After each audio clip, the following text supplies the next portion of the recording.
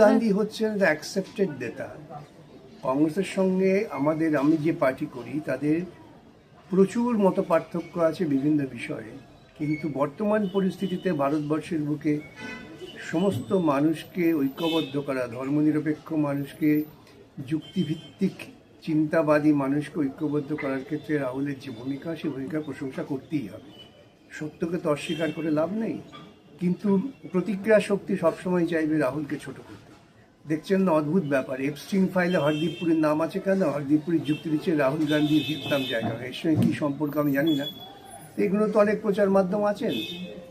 এখন এপস্টিন ফাইলে মোদির নাম আছে, অনিল আম্বানির নাম আছে, হরদীপ পুরীর নাম আছে। গোটা বিজেপি সামগ্রিক নেতৃত্বই দেখা যাচ্ছে ঘুরে ফিরে এর সঙ্গে যুক্ত হয়ে পড়েছেন। এর বিরুদ্ধে প্রবল কণ্ঠ রাহুল, তাই রাহুলকে দাবিয়ে রাখার চেষ্টা করা হচ্ছে। এবং কংগ্রেসের ভেতরে এমন কিছু মানুষ আছেন যারা আরএসএস প্রাণিত, তারাও চেষ্টা করবে রাহুলকে দাবিয়ে রাখার, স্বাভাবিক।